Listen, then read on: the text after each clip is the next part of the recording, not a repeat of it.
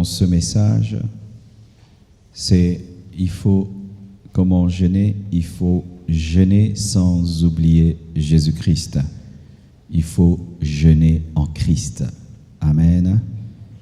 On va me donner une mélodie folle again. Nous sommes debout, nous allons lire Exode 32, 1 à 8. Exode 32, 1 à 8. Et je salue tous nos frères qui nous suivent sur Internet et qui jeûnent avec nous de par le monde. Que Dieu vous bénisse. Allez jusqu'au bout. D'ici là, on vous dira quand nous allons arrêter ce jeûne. Exode 32, 1 à 8. Le peuple, voyant que Moïse tardait à descendre de la montagne, s'assembla autour d'Aaron et lui dit : Allons, fais-nous un Dieu qui marche devant nous, car ce Moïse, cet homme qui nous a fait sortir du pays d'Égypte, nous savons ce qu'il est devenu. Aaron leur dit : ôtez les anneaux d'or qui sont aux oreilles de vos femmes, de vos fils et de vos filles, et apportez-les-moi. Et tous ôtèrent les anneaux d'or qui étaient à leurs oreilles, et ils les apportèrent à Aaron. Il les reçut de leurs mains, jeta alors dans un moule, et fit un veau en fonte. Et ils dirent : Israël, voici ton Dieu qui t'a fait sortir du pays d'Égypte. Lorsqu'Aaron vit cela, il bâtit un autel devant lui. Il s'écria : demain il y aura fête en l'honneur de l'Éternel. Le lendemain, ils se levèrent de bon matin et ils offrirent des holocaustes et des sacrifices d'action de grâce. Le peuple s'assit pour manger et pour boire, puis se levèrent pour se divertir. L'Éternel dit à Moïse : va, descends, car ton peuple que tu as fait sortir du pays d'Égypte s'est corrompu. Ils se sont promptement écartés de la voie que je leur avais prescrite. Ils se sont fait un veau en fonte. Ils se sont prosternés devant lui. Ils lui ont offert des sacrifices. Et ils ont dit : Israël, voici ton Dieu qui t'a fait sortir du pays d'Égypte. Asseyez-vous, s'il vous plaît. Est-il possible d'oublier Dieu? Est-il possible d'oublier Jésus tout en étant dans l'Église? Une grande question. Est-il possible que jour après jour, je quitte chez moi la maison et vienne à l'église et je puisse oublier Jésus? Est-il possible de servir Dieu et d'oublier le Dieu qu'on sert? Est-il possible d'être dans un jeûne et d'oublier Jésus devant qui on jeûne? Oui, dommage, c'est possible. Lorsqu'il fallait commencer à mettre des écrans dans l'église, le Saint-Esprit m'avait dit : il y aura un écran que vous allez placer devant, vous allez écrire Jésus dessus. C'est pourquoi il y a cet écran-là sur lequel est écrit Jésus-Christ est le même. Ce n'est pas un hasard. Ce n'est pas un hasard parce qu'on peut venir ici et tellement que vous ne voyez pas Jésus, vous voyez Marcelo, vous voyez la chorale, vous voyez le chantier, les frères et sœurs, vous risquez de tomber dans le piège d'oublier Jésus. C'est pourquoi quand tu viens et tu lis là, Jésus-Christ est le même, c'est pour que tu te rappelles qu'ici, nous sommes là pour Jésus. Pas pour Marcelo, pas pour la compassion, pas pour d'abord la bénédiction et tout le reste. Jésus. Jésus. N'oubliez jamais, nous sommes là pour Jésus. Si ce but nous quitte, nous sommes les plus malheureux de la terre. Est-il possible? Nous voyons dans la parole de Dieu, Israël, qui était en Égypte pendant 400 ans, d'ailleurs 430 ans, Dieu envoie à Moïse, un libérateur, et Dieu fait des miracles extraordinaires. Ils n'ont jamais vu la mer s'ouvrir en deux. Ils n'ont jamais vu les ténèbres se transformer en lumière et la lumière en ténèbres. Dieu, au travers de Moïse, démolit la plus grande puissance au monde et sans armes, ils sont libérés de la plus grande armée du monde. Quel miracle! Mais ce même peuple qui a vu les miracles, qui a vu les prodiges, qui a vu le bâton de Moïse se transformer en serpent et avaler les autres, ce même peuple, lorsque Moïse monte au sommet de la montagne et jeûne et prie, ce peuple attend. Et lorsque vous faites des recherches dans la Bible, vous allez voir qu'ils ont utilisé un terme qu'ils n'utilisaient jamais. Ils ont dit « ce Moïse ». Ce Moïse. Ils n'ont pas dit Moïse. Ce Moïse. Révéler le dédain, le manque de respect, le manque de considération pour le oint de Dieu. Ce Moïse. À force de s'habituer à Moïse, ils ont fini par le démystifier et le trouver comme un homme normal, ordinaire, alors que c'était le plus grand prophète de Dieu. Ce Moïse, depuis qu'il est parti, c'est dire que ce Moïse nous a amenés dans une histoire à lui, ce Moïse. Ce n'est pas Dieu, c'est ce Moïse, depuis qu'il est allé. Et il réclame à Aaron de faire un Dieu. Avec quoi? Avec les bijoux que Dieu leur a accordé de prendre, car parmi les 10 plaies, il y a une 11e plaie qui est le dépouillement d'Égypte. C'est cette puissance que Dieu a répandue sur Israël afin qu'ils aient la capacité de demander de l'or et que les Égyptiens puissent le leur donner.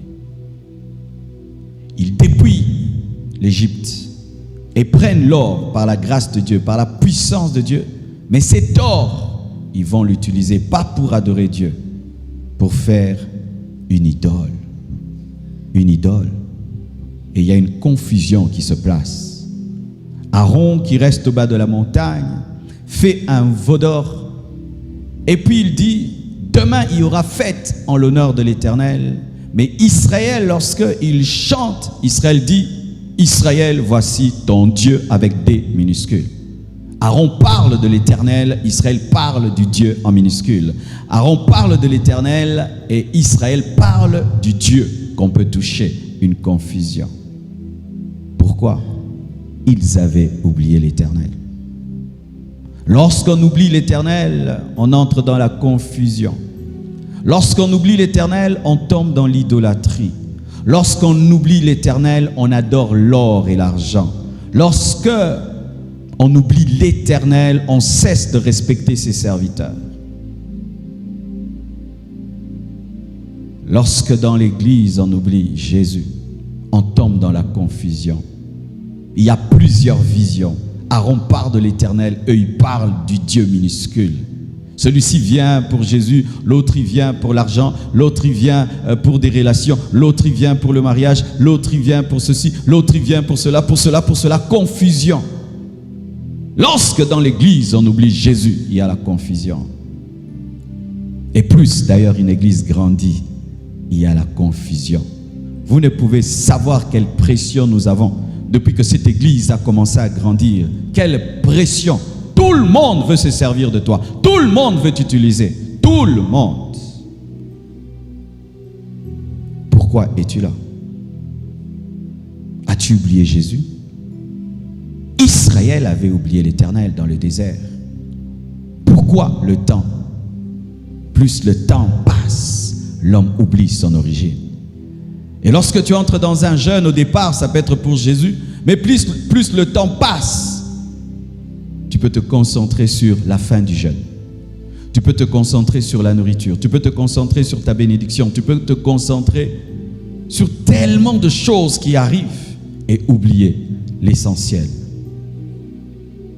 Israël est tombé dans l'idolâtrie. Lorsqu'on oublie Jésus, on commence à adorer ses serviteurs.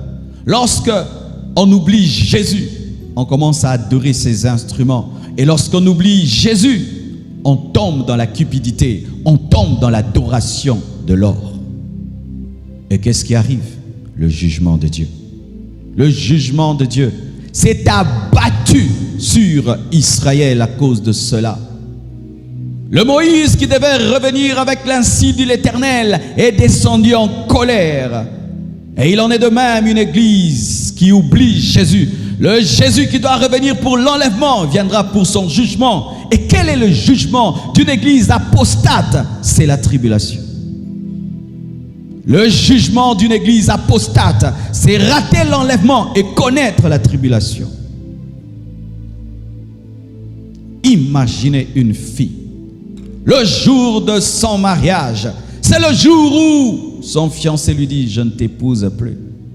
Oh, il fallait le lui dire une semaine après qu'elle ait dit oui. Mais avant le mariage, elle porte sa robe et puis tu lui téléphones. Ne te donne pas la peine d'arriver à l'église. J'ai décidé de rompre. C'est ce qui arrivera à l'église. Le jour de l'enlèvement, tous les chrétiens qui resteront se sentiront comme des fiancés abandonnés à la porte de l'église. À la porte. Quand tu jeûnes, n'oublie pas Jésus. Quand tu sers Dieu, n'oublie pas le Seigneur que tu sers. Quand tu viens à l'église, n'oublie pas pour qui tu viens. Parce qu'on ne vient pas pourquoi tu viens. Non, pour qui tu viens. À l'église, on vient pour qui tu viens, pas pourquoi tu viens. Lorsqu'il y a déjà pourquoi tu viens, c'est fini. Tu as oublié Jésus. Pourquoi tu viens? Non, pour qui tu viens? Nous venons rendre culte à une personne, Jésus-Christ. Comment après des miracles?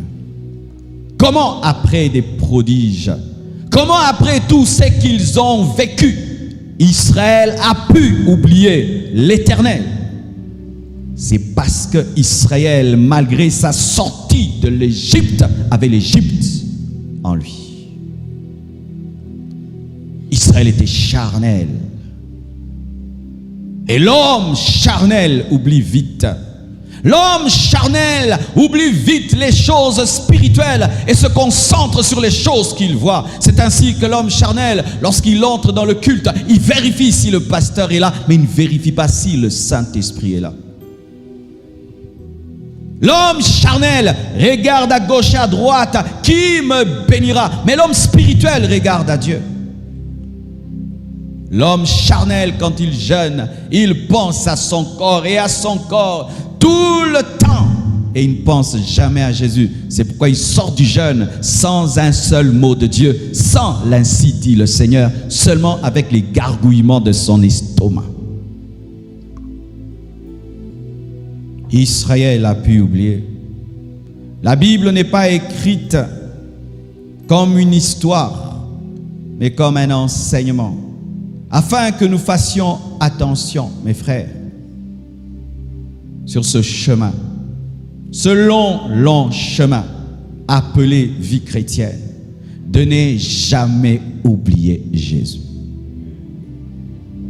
Il m'est arrivé dans ma marche avec Dieu d'oublier Jésus.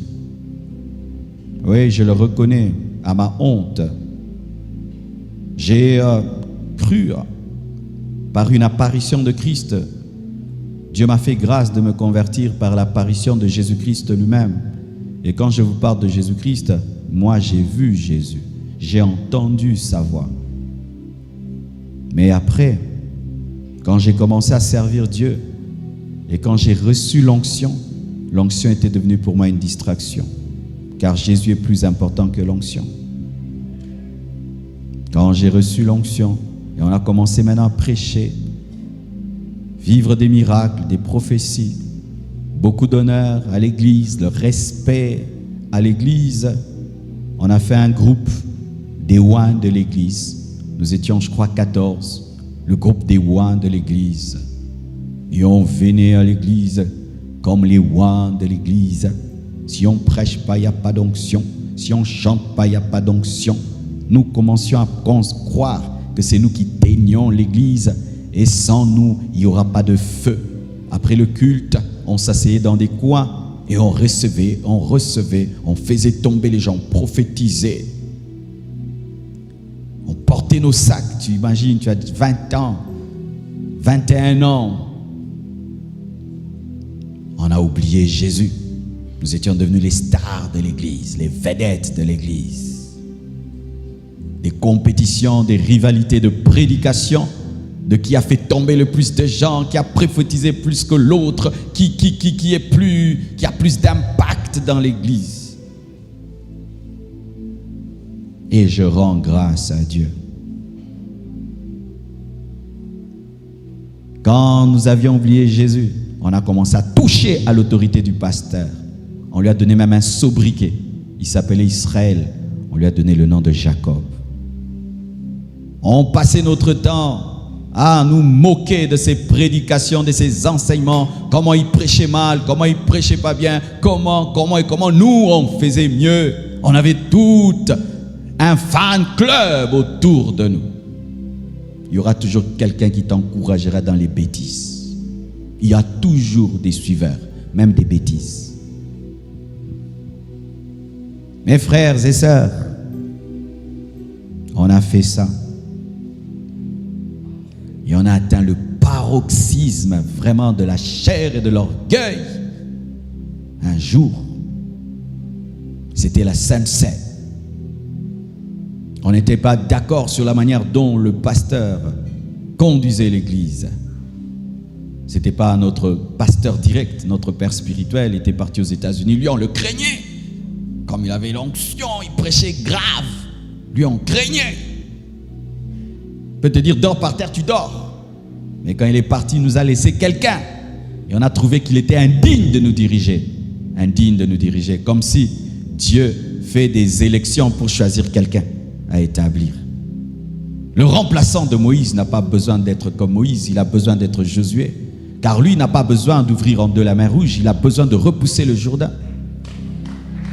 Mais nous, on réclamait que celui qui avait remplacé notre père spirituel puisse démontrer la puissance comme lui, prêcher comme lui, alors qu'il était le choix de Dieu. Lorsque tu oublies l'Éternel, tu dis ce Moïse. Lorsque tu oublies Jésus, tu touches à l'autorité de ses serviteurs. Parce que tu penses là que ce n'est plus la chose de Jésus, c'est la chose de l'homme et tu touches l'homme alors que derrière l'homme, il y a Dieu. Et on a dit, on ne viendra pas à la Sainte Seine. Vous imaginez, nous en ce temps-là, et c'est pourquoi j'aime jamais la compassion, c'est que j'avais vu là-bas, les hommes de Dieu s'asseyaient devant. On tournait la chair comme ça. Donc tous les jours, on était là, devant. C'est pourquoi jamais j'aime ça, un pasteur qui s'assied devant ou non. J'aime pas ça. On s'assied là-bas. On écoute nous tous la parole. Tu finis, tu descends, tu t'assieds. Ce jour-là, on a décidé de ne pas aller. Vous imaginez, vous venez à l'église, vous êtes habitué à trouver toujours la chorale là.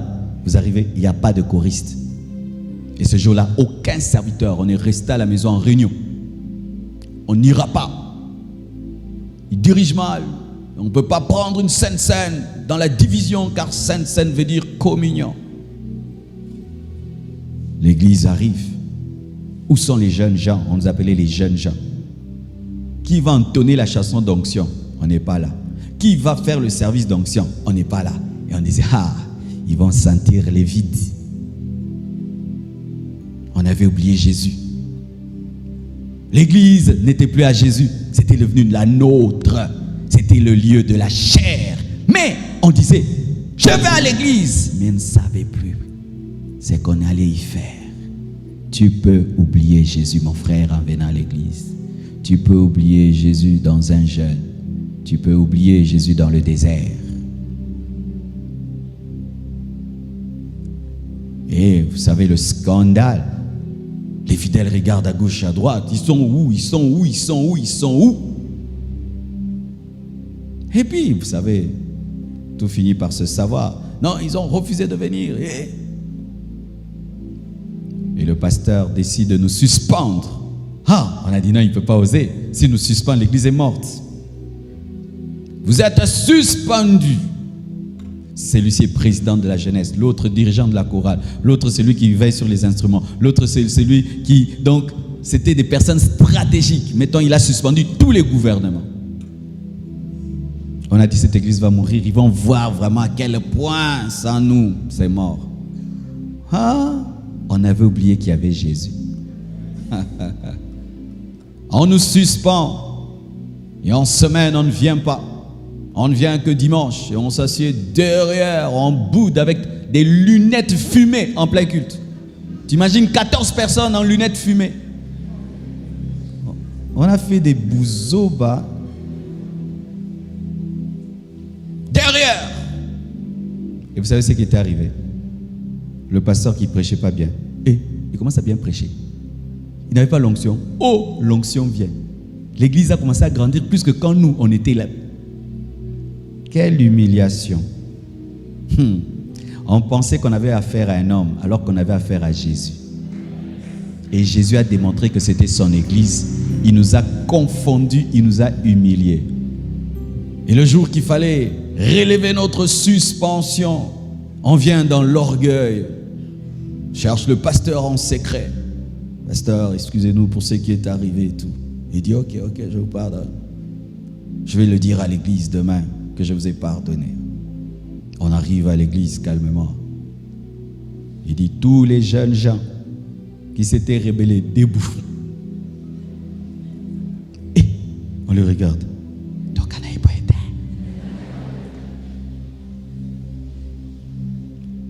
Et en ce temps-là, j'étais le président. Donc j'étais le chef. Tout le monde me regarde pour me dire, tout les matins. Dieu me dit, c'est là que Jésus m'a recadré. Il m'a dit, si tu ne te lèves pas et tu déclenches une rébellion dans cette église, je te frapperai. Tiens-toi debout. Je me suis tenu debout. Ils se sont également tenus debout. Ils ont dit, venez devant. On est venu devant. On donnait le dos à l'église. Tournez. Regardez l'église comme des prisonniers qu'on veut fusiller. Ces jours-là, on a eu la révélation que c'était l'église de Jésus.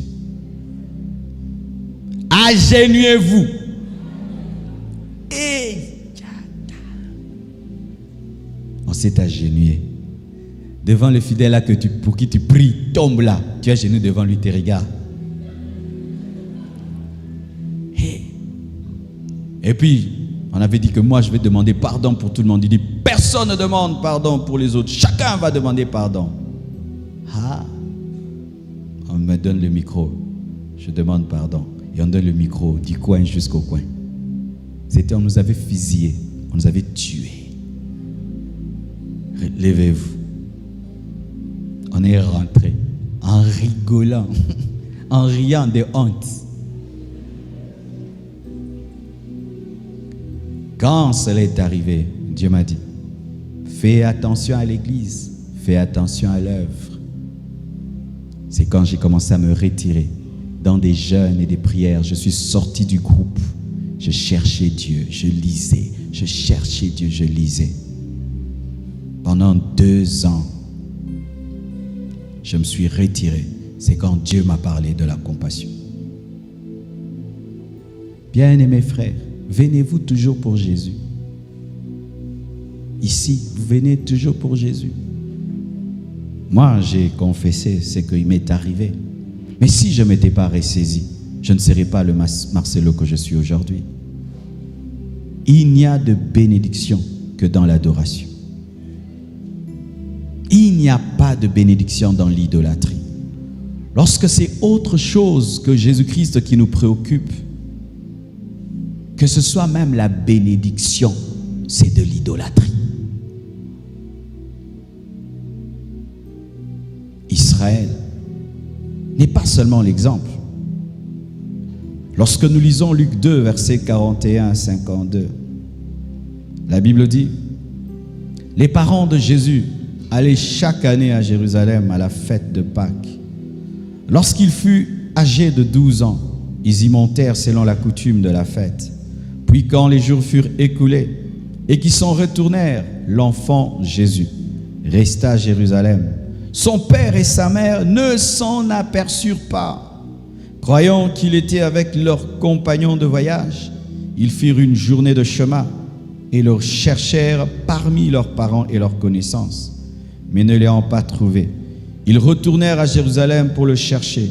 Au bout de 3 jours, ils le trouvèrent dans le temple, assis au milieu des docteurs, les écoutant et les interrogeant. Tous ceux qui l'entendaient étaient frappés de son intelligence et de ses réponses.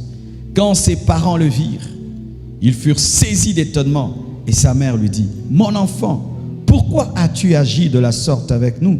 Voici ton père et moi, nous te cherchions avec angoisse. » Il leur dit: « Pourquoi me cherchez-vous? Ne savez-vous pas qu'il faut que je m'occupe des affaires de mon père? » Mais ils ne comprirent pas ce qu'il leur disait.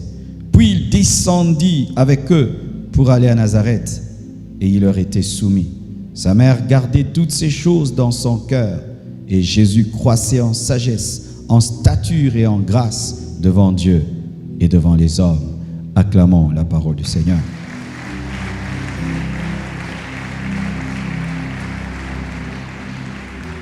Nous connaissons tous cette histoire, tout lecteur de la Bible connaît cette histoire. Âgé de 12 ans, Jésus-Christ monte au temple avec ses parents. C'est à l'occasion de la fête de Pâques. Et vous savez, quand c'était la fête de Pâques, il y avait plusieurs personnes au temple, beaucoup d'enfants, beaucoup de mères, beaucoup de pères, beaucoup d'activités autour du temple, beaucoup d'activités autour du temple. Et dans cette multiplicité des activités, Marie et Joseph oublient leur enfant. Pas un bébé, mais un grand quand même, de 12 ans. Mon fils Oracle a 12 ans, il est déjà là. 12 ans, il oublie. Comment? Parce qu'ils étaient pris par les activités, par la fête de Pâques.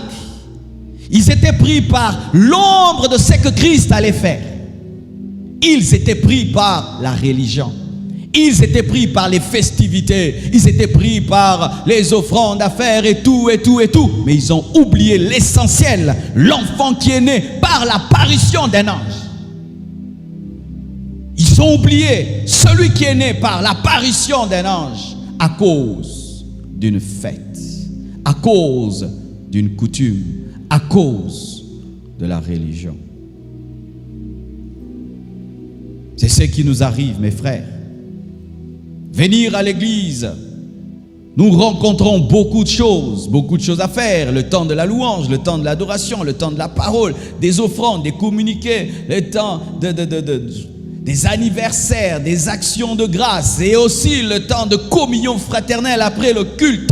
Et il y a tellement de programmes, jeunesse, ceci, cela, maman, papa, des départements et tout, et tout, et tout, et tout. Tu peux oublier. Tu peux oublier Jésus. Tellement qu'il y a des choses à l'église. Tu peux oublier l'essentiel. Et oublier ce jeune homme qui est patte des anciens. Ce jeune homme extraordinaire. Tu finis par l'oublier. Ils sont partis supposant que Jésus-Christ était avec eux, avec certains de leurs amis, supposant, comme certains supposent qu'ils ont toujours Jésus, alors qu'ils ne l'ont plus. Ils supposent que venir à l'église et faire des choses pour lui, c'est être avec lui. Quand vous quittez vos maisons et vous venez à l'église, vous pensez à quoi? Certains pensent aux filles. Ah, je dois bien m'habiller, il y aura des filles. Certains pensent aux garçons. Je dois bien m'habiller, il y aura des garçons. Tu penses à quoi quand tu arrives? Je vais les épater ce soir. On ne pense pas à Jésus. Je vais rendre un culte agréable à Jésus. Je vais servir Jésus de tout mon cœur. Je vais louer Jésus de tout mon cœur. Je vais servir Jésus. Je vais pour que Jésus me parle, pour qu'il me transforme, pour qu'il m'enseigne, pour qu'il m'utilise. Je vais être une bénédiction de Christ dans la vie des autres. J'aimerais que Jésus-Christ soit content de moi. Non, la plupart, les gens, l'église, l'église, mon département, mon travail, ma responsabilité.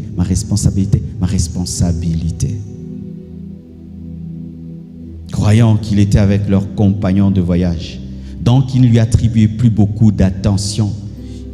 Il ne lui attribuait plus beaucoup de considération. Lorsque tu ne donnes plus beaucoup de valeur à Christ, tu perds la conscience de sa présence. Lorsque Christ perd sa valeur à tes yeux, l'homme grandit et ta personne grandit. Et ainsi, il ne s'agit plus de Christ, il s'agit de toi, il s'agit de l'homme, il s'agit de toi, il s'agit de l'homme. Et tout ce que tu fais n'est qu'une fête religieuse sans celui qui lui donne la valeur, Christ. Mais ce que j'aime en Marie et en Joseph, lorsqu'ils se sont rendus compte qu'ils n'avaient plus le jeune homme, ils se sont arrêtés, ils ont rebroussé chemin et l'ont cherché pendant 3 jours. Alléluia. C'est pendant 3 jours. 3 jours. Ils l'ont cherché. Et pendant ce jeûne, prie pour le retrouver. Lorsque tu sens que le regard des hommes a pris la place du regard de Dieu dans ta vie, cherche à nouveau ta première concentration. Lorsque tu sens en toi que lorsque tu vas à l'église, tu viens distrait, tu viens pour des futilités et même des fois tu ne sais même pas pourquoi tu viens ou tu viens pour autre chose, prie car tu es en danger. Car enfanter Christ, mais le perdre à l'âge de 12 ans, c'est échouer dans sa mission. C'est échouer. Il était né par Marie afin de sauver le monde, pas pour être perdu dans un temple. Et tu n'as pas cru en lui pour le perdre en chemin. Car en chemin, les activités religieuses peuvent te voler Christ.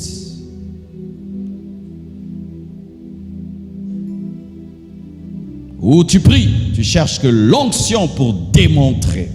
Tu lis la Bible, pas pour changer, pour démontrer la connaissance. Tout ce que tu fais, ce n'est plus pour Jésus. Même quand tu donnes, c'est pour être vu des hommes, pour être acclamé des hommes. Ce n'est plus pour Jésus. Tu peux chanter pour démontrer ta voix, pas pour Jésus. Tu peux chanter pour dépasser une autre chorale, pas pour Jésus. Tu peux prêcher pour démontrer à un autre prédicateur, pas pour Jésus. Ces choses arrivent. Je me souviens quand j'ai commencé à prêcher. Non, mais c'était terrible. Des fois, les gens disent pourquoi il reste dans son coin et ne se mélange pas. Mais il y a des conventions quand vous allez, c'est de la compétition. C'est tout. Celui-ci prêche, il casse l'autre, l'autre vient, il casse l'autre, l'autre vient, il rase tout ce que l'autre a dit, et puis l'autre, il veut prêcher plus que l'autre, il veut faire ce que l'autre n'a pas fait. Hey! J'ai fait ces choses au début, j'ai fait ça, et un jour Dieu m'a dit, plus jamais tu te serviras de la connaissance que je t'ai donnée pour enfler ta chair.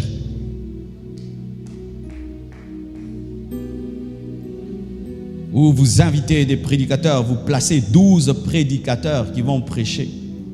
Chacun 10 minutes pour qu'on fasse quoi? 10 minutes. Chaque révélation fait sauter les gens comme des pop-corn. Et tout le monde voudra que les gens sautent comme des pop-corn. Qui est le plus grand prédicateur de la soirée? C'est celui qui a mis les gens debout. Alors je faisais ça aussi. Tu te prépares pas pour Jésus. J'ai dit quand je vais commencer, début à la fin, debout. Et tu cherches dans le message les parties fortes. Des fois les parties fortes sont des fois les parties les plus faibles. Et puis tu viens, tu prêches, les gens sont debout. Et quand tu es le premier orateur qui fait ça, les autres te suivent. Ils font pareil. J'ai fait 2 fois dans une convention pareille. J'ai abîmé la convention, mais les gens m'avaient acclamé. Waouh, tu as amené le feu et tout le monde est entré dans le feu. Mais quand je suis rentré à la maison, Dieu m'a dit, tu as prêché dans la chair. La 3e fois qu'on m'invite, je demande, faites-moi grâce de prêcher le dernier. Et les autres, ils ont fait ça. Tout le monde debout. Moi, je suis venu, j'ai dit seulement, ma prédication, c'est si Dieu ne bénit pas, qui va l'aimer? Tout le monde était calme, silencieux. Et j'ai fini, j'ai senti la paix. Je suis allé m'asseoir. Toutes les premières fois, deuxième fois que j'ai prêché, personne ne me suivait pour me parler des choses profondes. C'était grave, terrible. Mais après ça, les gens m'ont suivi, m'ont dit merci. J'avais abandonné Dieu. Je ne l'aimais plus comme avant. Je ne le servais que pour la bénédiction. Tu m'as ramené à mon premier amour. Que Dieu te bénisse, que Dieu te bénisse, que Dieu te bénisse, que Dieu te bénisse.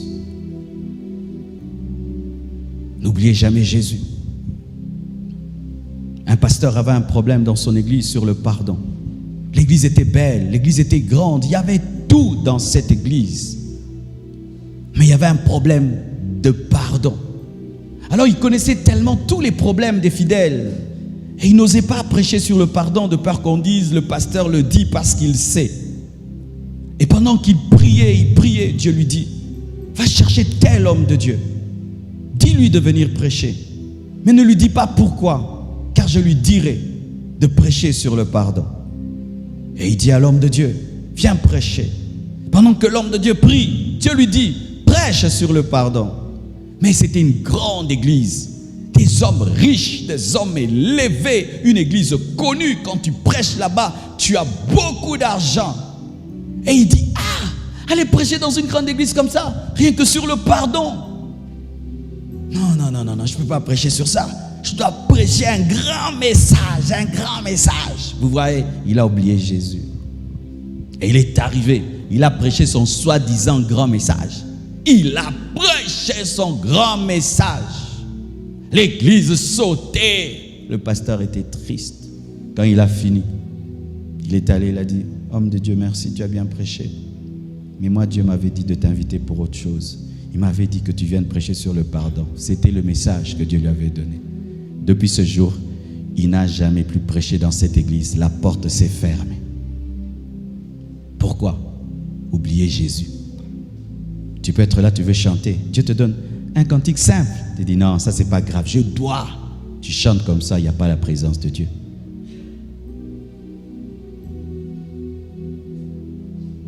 Si tu l'as perdu en chemin, rebrousse chemin. Et nous avons l'occasion d'être dans cette retraite. Décide de sortir de cette retraite avec Jésus. Si tu es entré sans lui, sors avec lui. Sors avec Jésus de cette retraite. Ne sors pas avec la bénédiction seulement, avec des miracles, mais sors avec Jésus qui est plus qu'un miracle. Où tu l'écoutes à nouveau. Tu fais les choses pour lui et par lui, avec lui. Tu es en lui. C'est lui qui importe plus que tout dans ta vie. Car si cette retraite n'engendre pas de telles personnes, nous avons échoué. Nous avons échoué. Nous devenons des mangeurs de pain, des chercheurs de poissons, des gens qui cherchaient Jésus pour des miracles et des prodiges. Et le jour où il leur a dit de manger sa chair et de boire son sang, ils ont refusé. Pensez-vous toujours à Jésus? Est-ce que Jésus continue à préoccuper vos pensées dès le matin? Quand vous dormez, vous pensez à lui?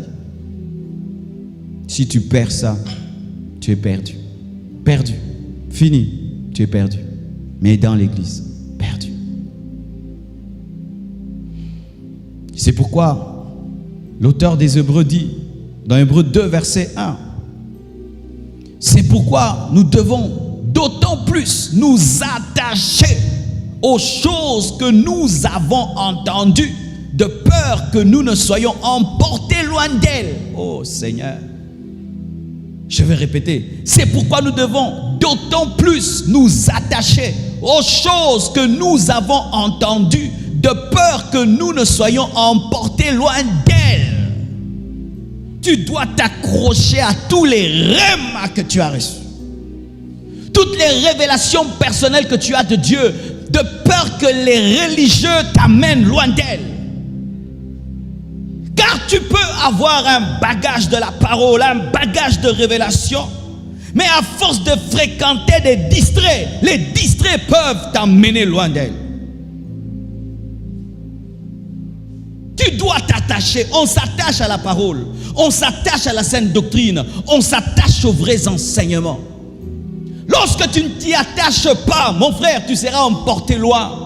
C'est pourquoi, lorsque le bateau ne veut pas être emporté loin du rivage, loin du port, qu'est-ce que le bateau fait? Le bateau jette l'ancre et l'ancre va s'enraciner pour l'empêcher d'être emporté loin du rivage par la tempête.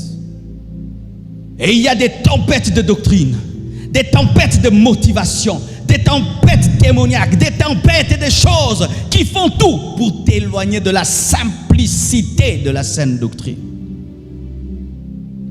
Tous ces messages qui sont prêchés de par le monde, qui poussent les chrétiens à devenir charnels, qui poussent le chrétien à devenir le Dieu de lui-même, qui poussent le chrétien à être matérialiste, distrait, pécheur, sont là comme des tempêtes qui cherchent à t'amener loin de ce que tu connais. Car Christ, c'est la parole. Si on t'amène loin de la parole, on t'amène loin de Christ. Si tu perds la parole, tu as perdu Christ. Si tu perds la saine doctrine, tu as perdu Christ. Attendez-vous toujours l'enlèvement. Attendez-vous. Parce que dans une retraite, on est tellement focalisé sur la bénédiction. Cette année, je vais me marier. Cette année, des grandes choses, mais cette année, l'enlèvement.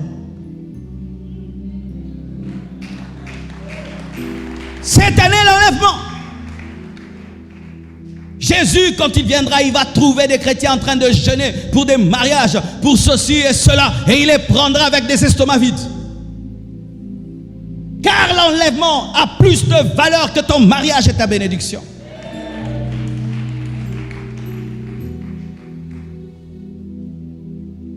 Battez-vous, accrochez-vous pour ne pas être emporté loin de ce que vous connaissez déjà.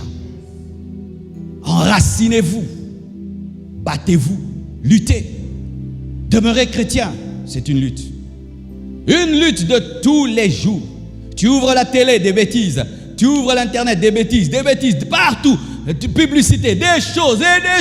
Mais malgré tout ça, tu dois rester accroché. Les chrétiens du XXIe siècle ont beaucoup de défis. C'est dur d'être chrétien en ce temps-ci. Tout concourt pour que nous abandonnions Dieu. Tout, sauf rien. Mais malgré cette tempête, il est possible de demeurer en Christ. Je puis tout par celui qui me fortifie. Je puis tout par celui qui me fortifie. Celui qui a commencé cette œuvre en toi l'amènera à la perfection. Je dis à la perfection. Je dis à la perfection. Je dis à la perfection. Même dans le déluge, Dieu était assis sur le trône. Et malgré la tempête qu'il y a sur la terre, Dieu est assis sur son trône et il contrôle ta barque.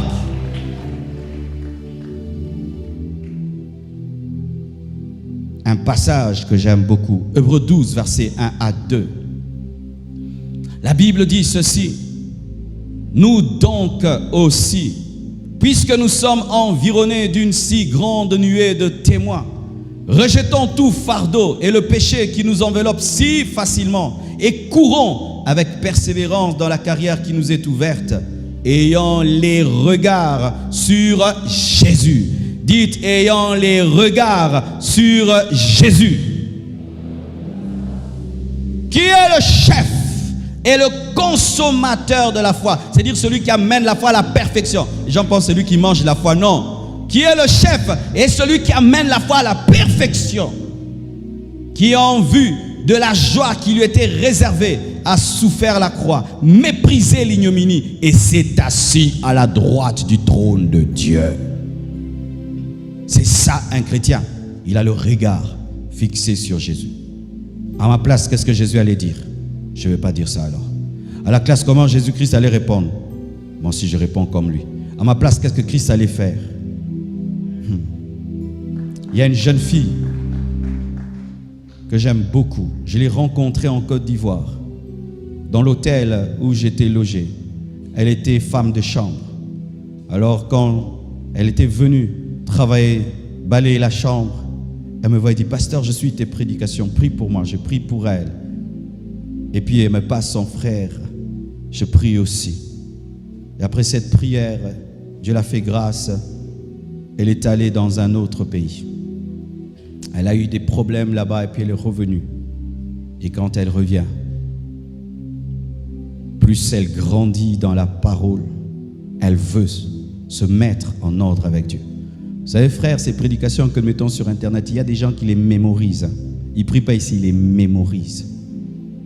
Et toute sa vie, elle avait des faux documents, des faux papiers. C'est avec les faux papiers qu'elle a voyagé.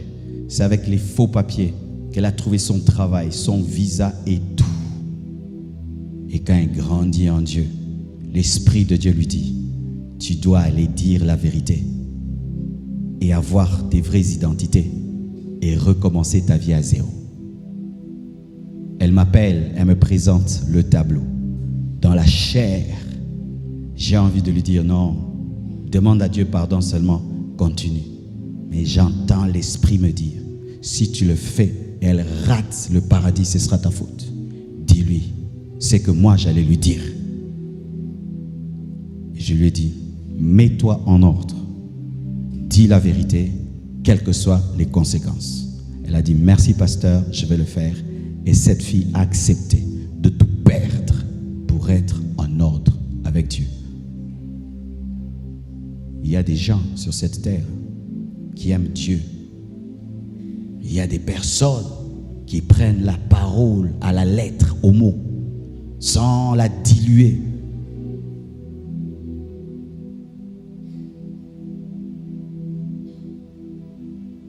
Ce que tu fais, si Jésus était à ta place, il allait le faire. La vie que tu mènes, si Jésus était à ta place, il allait la mener. La manière dont tu gagnes ta vie, si Jésus était à ta place, il allait gagner sa vie ainsi. La manière dont tu parles aux gens, si Jésus était à ta place, il allait parler ainsi aux gens. La manière dont tu te comportes, si Jésus était à ta place, il allait le faire. Il allait le faire. Aujourd'hui, nous avons comme modèle les pasteurs.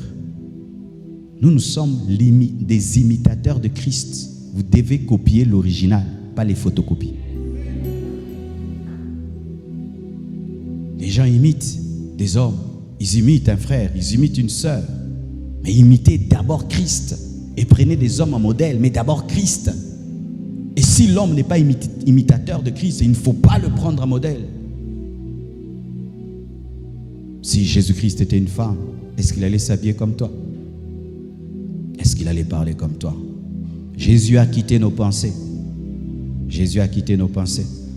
Nous pensons à l'église, à nos grandes communautés, à l'argent matin, midi, soir, à nos carrières, à nos projets, à nos onctions, à nos amis, à nos relations, à nos familles, à nos projets, au pays, tout. On oublie Jésus. On l'oublie comme Marie et Joseph.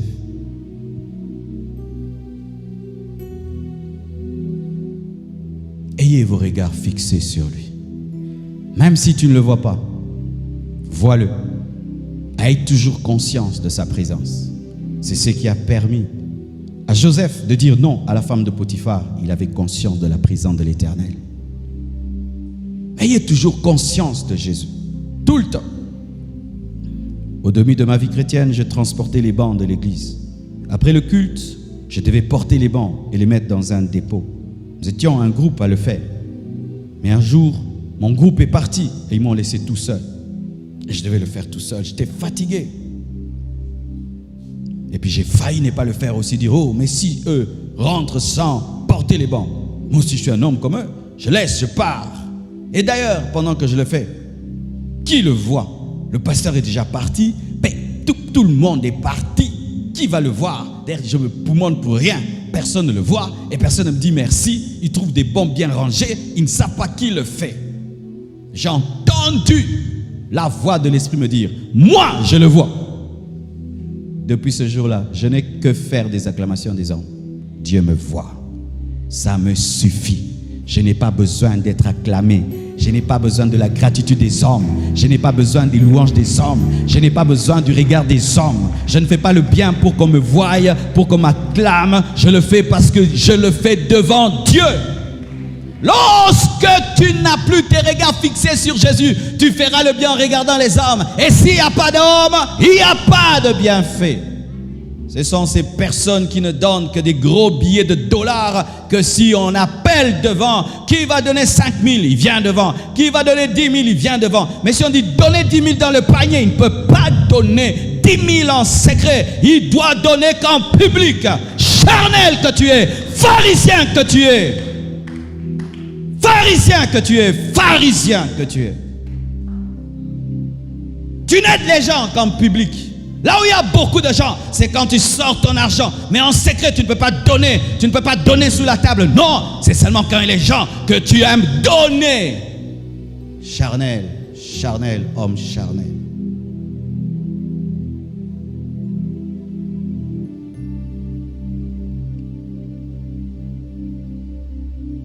Acte 13 pour finir.